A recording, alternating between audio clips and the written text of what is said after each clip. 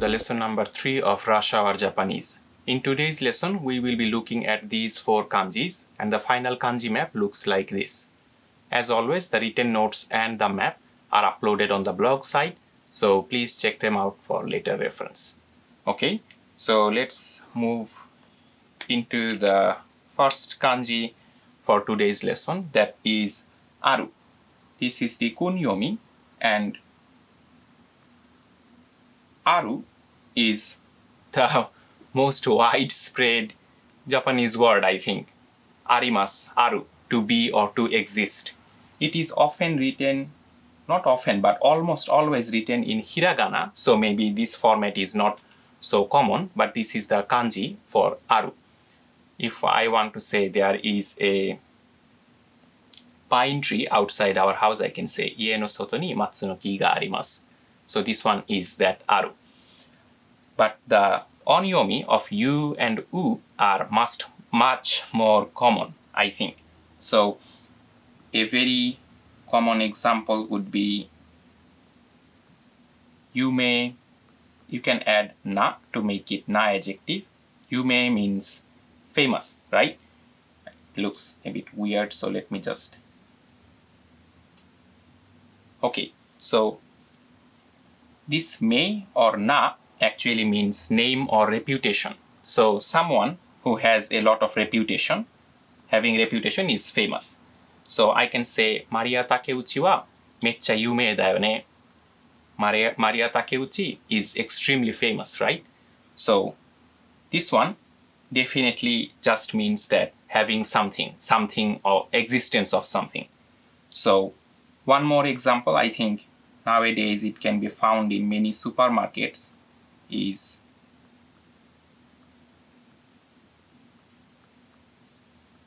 yuki. Yuki means organic. So this one means organic. So you will find it near the organic vegetables. This kanji is found over there. Yuki yasai. These are actually a little bit more expensive. So if you are wondering why this spinach costs more than that one, please check for this kanji. If it's over there, then that means that this one was grown completely organically.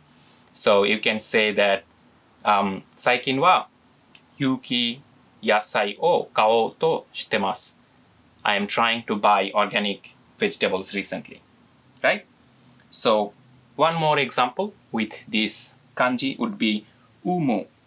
So it is also pronounced as u, and this one is pretty useful because umo means with or without, yes or no.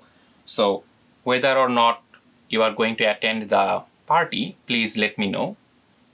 I think it can be said as shukketsu no umu o oshirase kudasai. Right? So this one is pretty useful. This one means with, and this one means without. So this is nai, right? Not existing, aru and nai.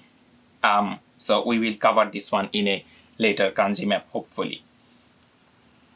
Alright, I think there are many other sentences and many other words with this kanji. It's very useful, it's very common.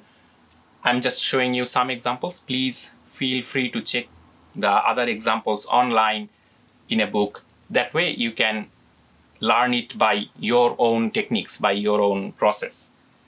But I hope you guys get the idea that it means to exist. Something it is with. So, this one, right? I didn't explain. This one means kikai, right? The machine is called kikai. This one by itself means functionality. So this is also very useful. So we must cover it in future kanji map. This one means functionality, ki. So something that has functionality, mechanism, some sort of mechanism is organic. If it's not organic, then it's muki, right? If it's not organic, inorganic semiconductors, muki handoutai. So if it doesn't have any functionality, it's an object without any life form, then it's muki, and yuki is organic, right? I hope that makes the connections that you guys need to remember these kanjis. Yuki, muki, and umu. Alright? Okay. Let's go to the second kanji, that is, I think the kunyomi has several readings. Tamau, no tama or tamaeru, something like that. This is not at all common. The kunyomi is, it actually, tamau means to bestow, to confer. I think it is only found in religious texts or somewhere like that. So it's not at all common. The kanji of tamau, the word tamau, I think I have never used it, never heard anybody use tamau. So just know that this means to confer something, to give something. So this one is something like getting some sort of provision, getting a benefit, honorarium, and that is more popular, more common usage. So the onyomi of Q is much more common. So definitely the most common usage of this kanji is in Kyuryo, right? I hope I am writing this kanji properly. Yes. Alright. So Kyuryo means salary, right? So if you add hi after this one, Kyuryo B, it becomes payday. So 今月の給料日給料日は何曜日ですか? Which day of this month we are going to get the payment? So this one is the most common usage in my opinion, 給料 for this kanji. Of course, there is another one that you will often hear if you are reading some text or if you are talking about elementary schools, because this is something the Japanese people are really proud of, or they like to mention it. Always they like to mention this one. So this is kyushoku, which officially means the provision of lunch, provision of meals in your work. But this has been associated with the elementary schools so much that it almost means like school lunch. But it actually means provision of lunch because, of course, this is connected with salary. So receiving or bestowing food, meals, is kyushoku. Kyushoku. So this one is provision of meals. So you can ask about 給食がありますか? Something like that. 給食をいただけますか?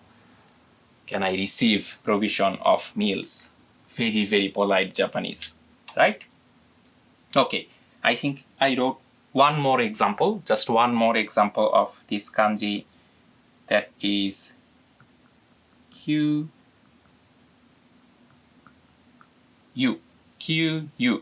This one is abura. You must have seen it when you went to the supermarket because canola oil or olive oil always has this kanji. This is abura. So this one is, in this case, it becomes fuel, and so this one is refueling. If you put suru, then it becomes refuel, the verb. If it's like this, Q-U, then it's a noun. So I can use the verb in a sentence, practical sentence. 給油した方がいいよ。あまり残ってないから。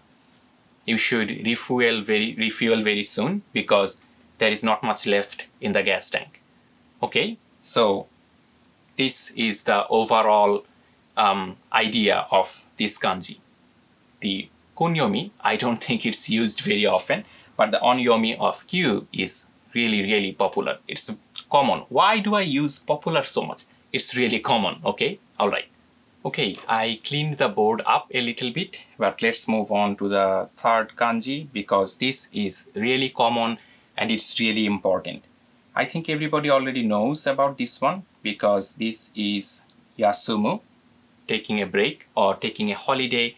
It has a very wide meaning, but I would like to mention the most useful expression or the most polite expression that you can use everywhere You can use it at your work, at your university, at your Japanese language lesson, everywhere. This is very, very polite and formal. The expression is oyasumi sasete itadakimasu. It means, please excuse me for today. Please, I will take my leave today. I will take my leave now. If you are not feeling well or you have some other reason to take a break, to go home, you can say that 調子が良くないので今日はお休みさせていただきます。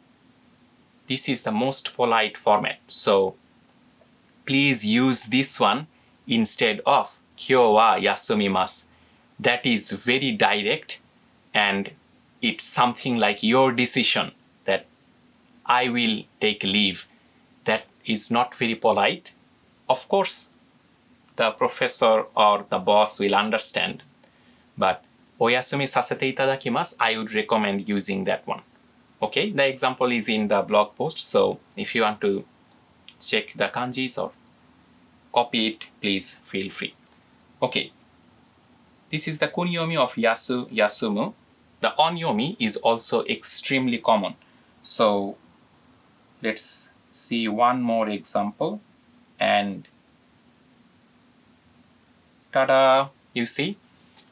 This is why the kanji map technique is so useful in my opinion. This is Kyu-gyo, and you guys must remember that this was in lesson number 1 and lesson number 2. This one means business, some kind of work.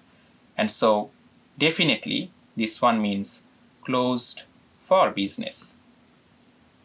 So you will find this in front of restaurants or offices.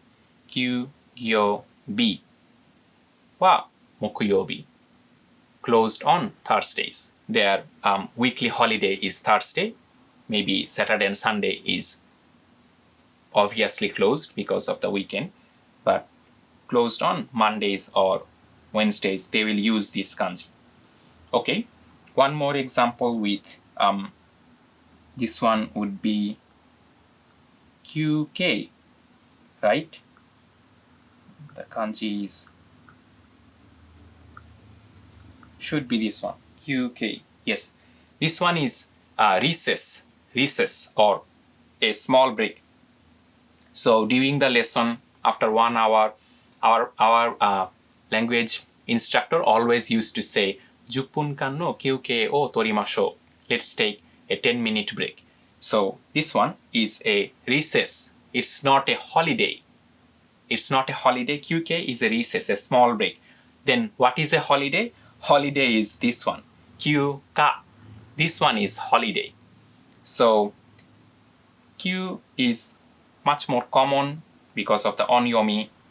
When it connects with another kanji, it's read in the onyomi. So please remember, Q, this one is also Q. So depending on the context, you have to understand which Q they are talking about. There are so many Qs in the Japanese language, so many onyomis. But yes, yasumu, kyugyo, kyukei, kyuka. This is holiday.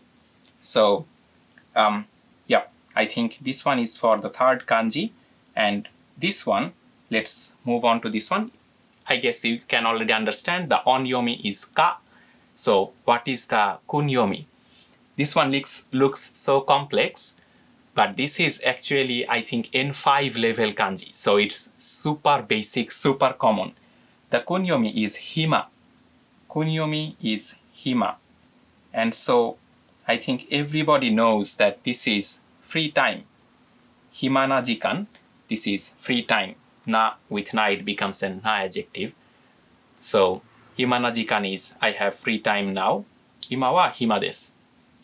Or I think there is one more word, hima tsuboshi. Tsubushi. Hima tsubushi is killing time.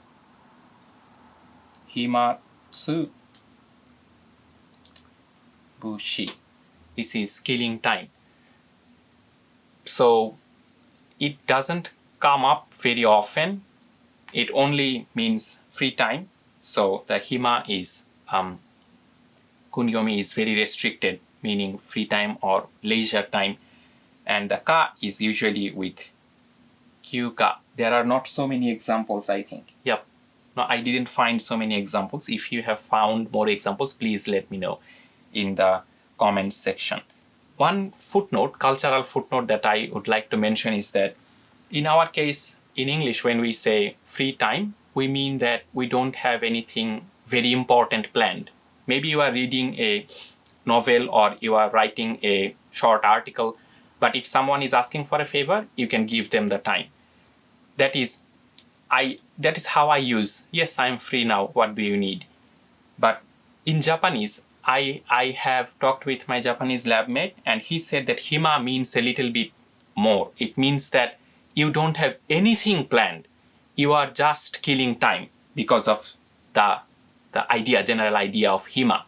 So if you say ima wa hima desu, in some situations it may sound very tacky or completely tasteless, that you have nothing planned, you are doing nothing at all with your time.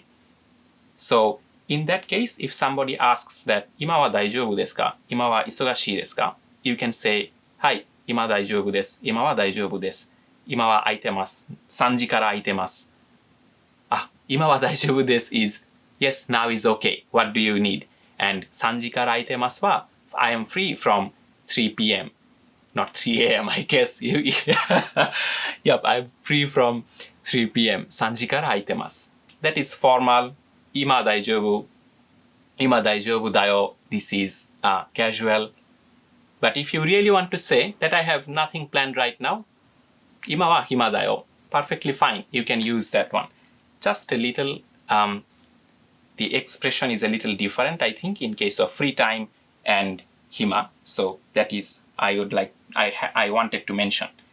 Okay, so now I didn't actually say what is this very long word that I have written down from the beginning of this lesson. Can you guys guess what this is, depending on the separate meanings of the kanjis? Can you guess how it is pronounced if you have never seen or heard of it? The meaning is paid holiday. The meaning is paid holiday. This is salary. This is exist. Having salary. This is holiday. So this is paid holiday. So this is, of course, we learned that this is you, this is Q, this is Q, and this is ka, the onyomi. So you Q, Q ka. This is paid holiday. So when you are going to an interview and you really want to know if they have paid holidays, how many days I get in a year as paid holidays, you should use this exact kanji to get the meaning across as fast as possible, as clearly as possible. So yu, kyu, kyu ka is paid holidays. Please try to study these kanjis because these 4 are very common, and I hope this method will help you remember better. Alright? Thank you very much for staying till the end, and I will see you guys next time.